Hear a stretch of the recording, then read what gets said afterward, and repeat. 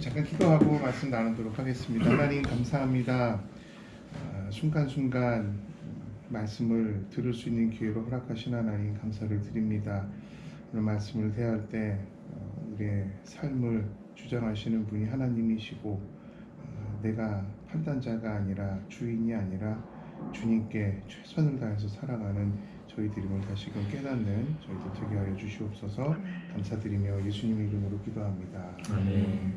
제목을 정해봤는데 제목은 뭐 보셔서 아시겠지만은 사람의 전통, 뭐 장로들의 전통.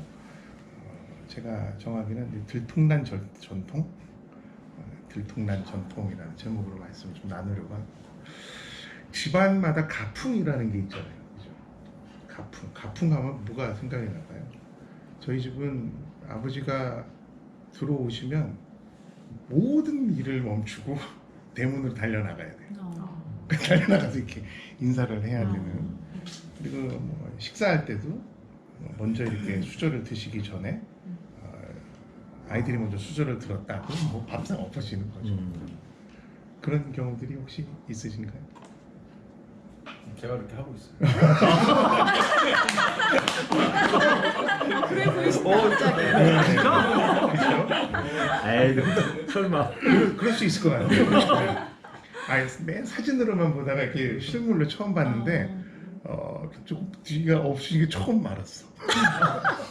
앞모습이 그 음식 먹을 때도 뭐 소리 내서 먹으면 안 된다든가 다리를 막 떤다든가 이것도 이제 가풍의 하나인 거예요. 그거를 갖다가 허락을 하냐 안 하냐. 학교도 마찬가지인 것 같아요. 학교에도 그 학교마다 학풍이라는 게 있잖아요. 저희 다닐 때도 뭐 선배를 보면 뭐 90도로 인사를 해야 된다든가 방과 후에도 선배가 보인다 그럼 달려가서 막 이렇게 인사한다든가. 다들 그런 학교를 안 나오셨나 보지? 그런 학풍이 여고. 있어요. 여고도 그래요? 그런가요? 검정고시.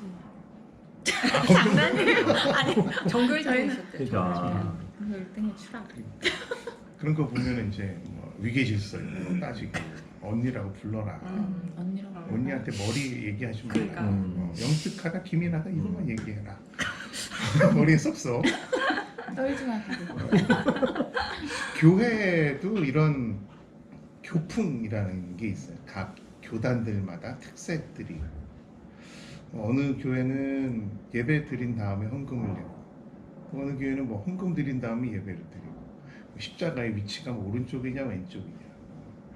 그 교회 바닥을 푸른색으로 푸른 초장으로 하냐, 뭐 예수님의 보혈 빨간색으로 하냐. 또 이것 때문에 교단이 갈리고 교회가 분파가 되는 그런 경우들도 간혹 있습니다. 그게 이제 교풍이라는 거예요. 나라들마다도 어떤 그 문화라는 게 있잖아요. 우리나라는 부종식 이러면 좀 버릇없어 보이죠. 그죠? 어린 사람이 이렇게 보면은 뭐 직책을 갖다 부른다든가 부종식님, 뭐 대표님 이렇게 해야 되는데 외국 같은 경우는 그렇지 않잖아요. 그죠? 그냥 마이클? 여긴 마이클이 아니네. 마이클? 다이아나? 뭐 이렇게 그냥 직접 이름을 갖다가 불러요. 음식도 마찬가지인 것 같아요. 음식을 먹는 거 저희가 지금은 이제 손으로 먹었지만 보통 도구를 사용을 하죠. 손으로 먹으면 왠지 막 좀 미개한 것 같고, 근데 인도는 손으로 먹는 게 어떤 부의 상징이에요. 왜냐하면 물값이 비싸기 때문에 나 이 정도 있는 사람이야 먹을 때 손 씻고 먹을 수 있는 물이 있어. 그래서 손으로 먹으면 내가 그만큼의 신분을 나타낼 수 있는 거기 때문에. 그래서 위생 때문에 그쪽 집안 사람들은 이 돈이 없어서 숟가락이나 이런 걸로 먹는 저는 못 사는 애들인데 이렇게 되는 거죠. 그게 다 우리가 말하는 문화, 전통 그런 겁니다. 근데 오늘 또 보니까는 1절에 그 얘네들이 또 이제 등장을 해요. 유명한 애들이잖아요. 바리새인들과 서기관들. 얘네들이 이제 요즘 시대로 이야기하면은 어떤 신학대학 학자, 뭐 신학 교수들, 율법론자들, 이렇게 변호사님들이 아니라 어떤 학적으로 법학을 공부하는 이런 사람들. 원리 원칙주의자. 여기서 벗어나면 큰일 나는 어떤 프레임에 딱 아주 굉장한 성실함을 가지고 있는 사람들이 등장을 합니다. 근데 이 사람들은 단정한 삶을 살아가는데 이제 2절부터 보니까 예수님한테 이제 질문을 하는 거예요. 갑자기 다가와서는 2절부터 야, 네 제자들 보니까 손 안 씻고 밥을 먹네. 괄호하고 우리는 손 씻고 먹는데 괄호 닫고 4절, 5절 계속해서 보면은 야, 외출하고 왔는데 목욕 안 하고 물 뿌리지 않고 또 음식을 먹네. 우리는 율법대로 다 하는데. 그리고는 이제 5절에 이 사람들이 질문하는 의도, 마음에 담긴 한 방의 말을 예수님한테 전해요. 당신 제자들, 장로들의 전통, 여기서 말하는 장로들이라고 하는 것은 예전엔 그때 당시엔 장로가 없었어요. 옛날 성경 보면 조상의 유전, 이제 내려오는 구전으로 내려오는 어떤 형식, 이런 거 준행하지 않고 부정한 손으로 떡을 먹네. 그리고 이제 속마음에 괄호하고 이 법도 모르는 이 무식한 것들아, 이 그지 같은 인간들아, 이렇게 괄호를 닫는 모습입니다. 일종의 지적이죠, 지적. 근데 지적하는 이 목적이 있을 것 같아요. 목적. 손 씻고 드세요. 그거 그렇게 안 하면 건강해져요. 그 위생 그거 다 설사하고 다 건강하시기 위해서 손 씻고 드셔야 됩니다라는 이런 극률한 마음으로 했을까? 그렇지 않은 것 같아요. 요 드라마 바이블 목소리도 보니까 약간 좀 비꼬는 듯한 그런. 보니까 너 손 씻고 안 먹네. 여기에는 두 가지 의도가 있는 거죠. 나는 율법을 지키는데 너 율법대로 안 하고 있잖아 라는 지적. 또 한 가지는 나는 그렇게 하고 있다는 내 의의를 자랑하고 싶은 의도가 숨겨져 있다는 겁니다. 근데 그럴 것이 그때 당시에는 손을 안 씻고 음식에 손을 대면 어떤 기록에 보니까 랍비 리스트에서 제명이 되는 경우들도 있었고, 제명뿐만이 아니라 감옥에 가서 투옥하고 죽음을 맞이하는 그런 경우도, 그런 기록들도 있더라고. 그래서 죽음을 각오하고 이 율법, 이 손 씻고 먹는 거, 이거를 갖다가 지켰다고 해석을 할 수도 있는 것 같아요. 물론 잘못된 거 지적하고 이야기하는 거 필요하죠. 근데 그렇다고 이제 받아들이는 사람은 이게 공격이야, 이게 비난인데, 이제 이렇게 해서는 또 안 된다라는 겁니다. 문제는 이게 사랑으로 하느냐라는 거예요. 그 뒤에 의도가 무엇냐라는 거를 좀 분별해라라는 건데, 6절에 보니까 이에 대해서 이제 예수님이 말씀하셨는데, 야, 이거 이 시대뿐만 아니라 구약 시대에도 있었는데 이사야가 이렇게 정말 잘 예언한 것 같아. 외식하는 자에 대해서 잘 이야기했다 기록하실 때, 이 백성이 입술로는 나를 공경하는데 마음은 나한테서 멀다. 찾아보니까 이사야서 29장 13절 이렇게 돼 있더라고요. 주께서 이르시되 이 백성이 입으로는 나를 가까이 하는데 입술로는 나를 공경하는데 그들의 마음은 내게서 멀리 떠났다. 그들이 나를 경외하는 것 사람의 계명으로 가르침을 받았을 뿐이다. 그리고 7, 8, 9절에 사람의 계명, 하나님의 계명, 사람의 전통, 너희 전통 지키려고 결국 하나님의 계명을 참 잘 잊어버리는구나, 이렇게 이야기를 하시는 부분이에요. 아마 바리새인들, 서기관들, 이 사람들 장로들의 전통을 따라 사는 것, 이 형식을 지키는 게 아마 지키는 그 자체가 나를 깨끗하게 한다라고 착각을 했었던 모양인 것 같습니다.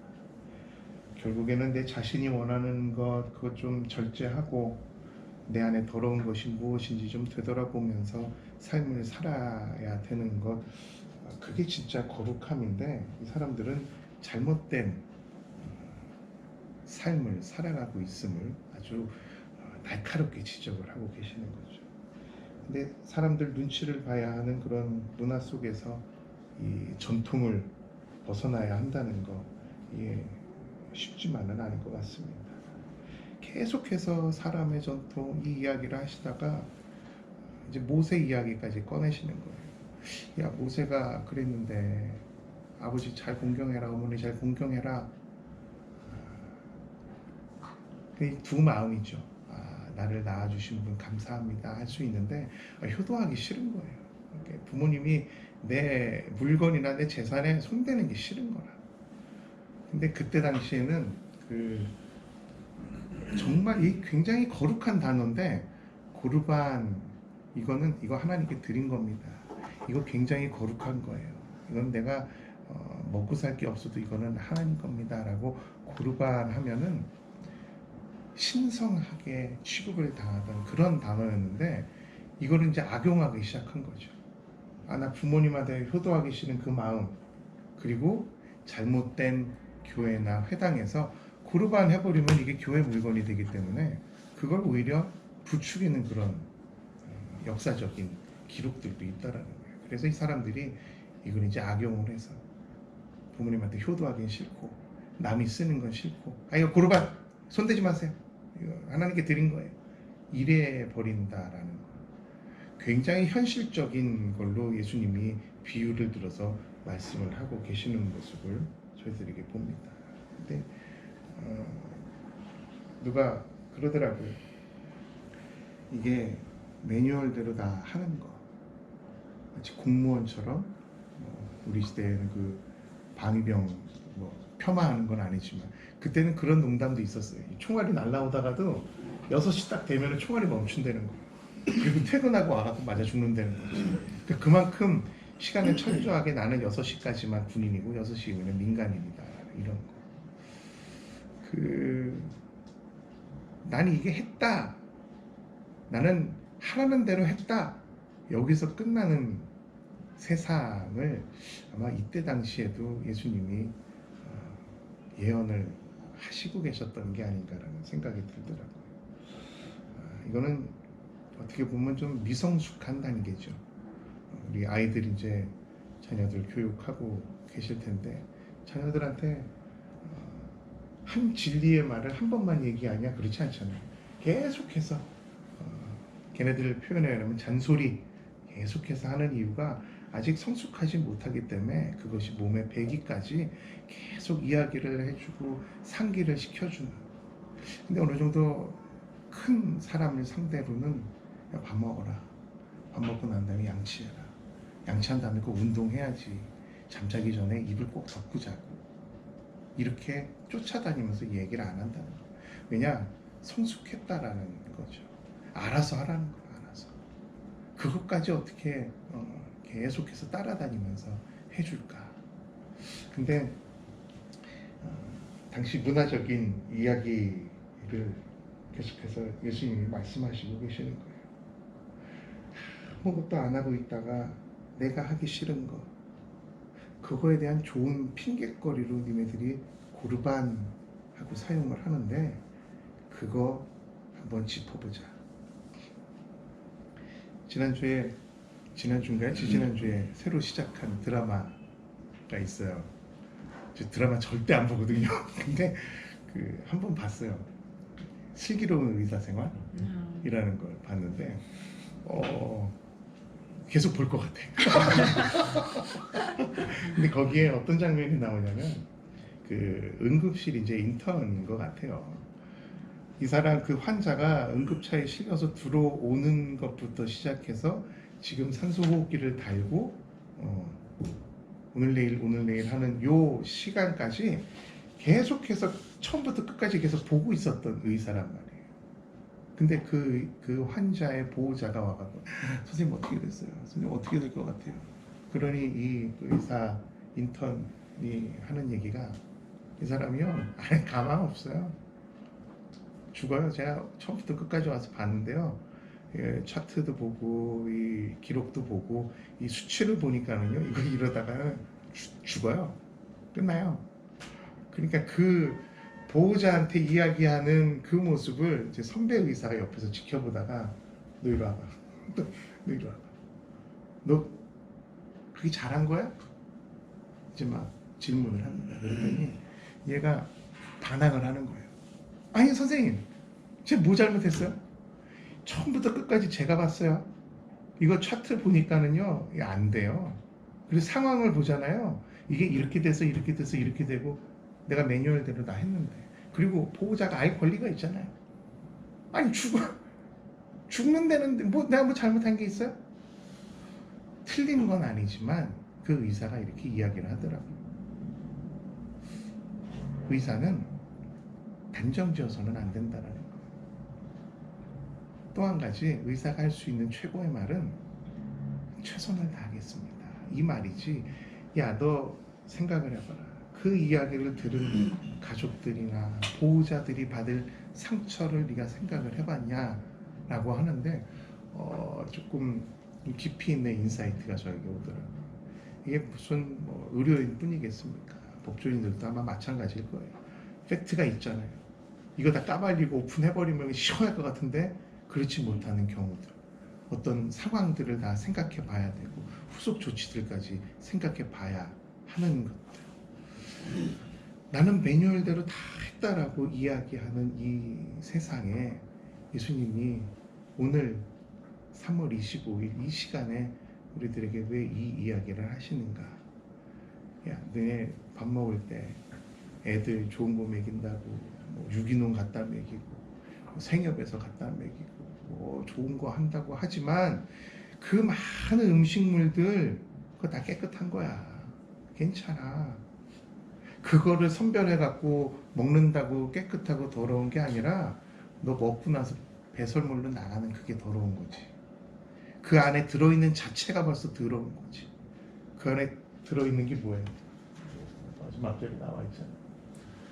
간음, 탐욕, 악독, 속임, 음탕, 질투, 비방, 교만, 우매함, 음란, 도둑질, 살인, 악한 생각.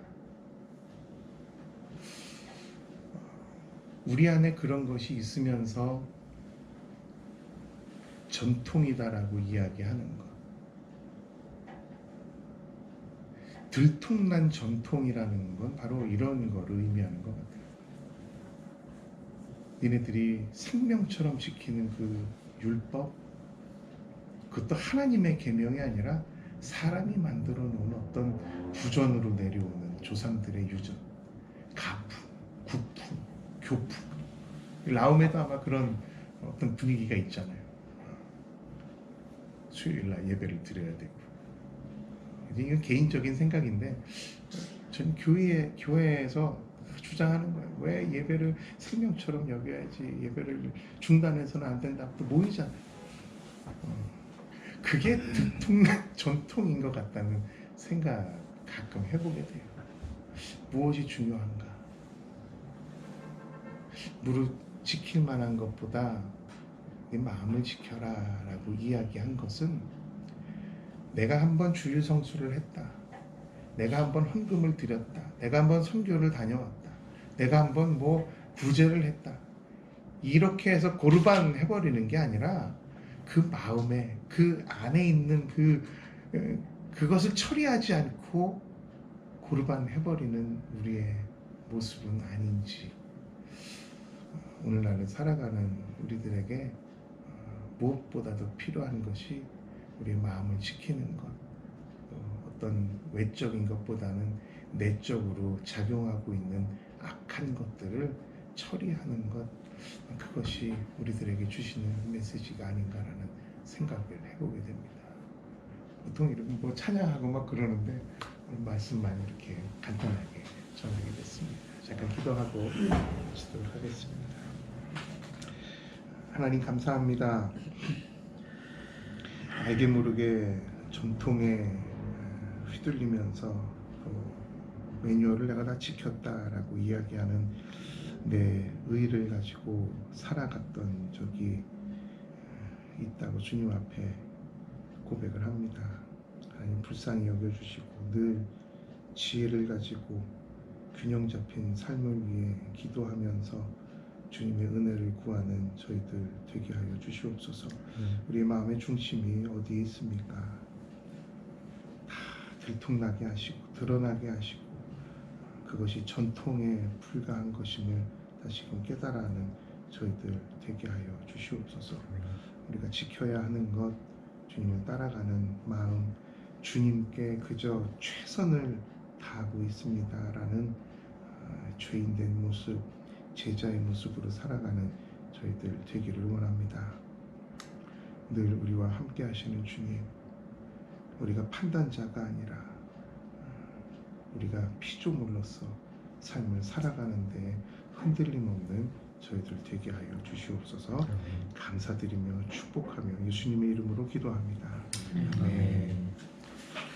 귀한 인사이트 주신 박윤경 목사님께 감사의 박수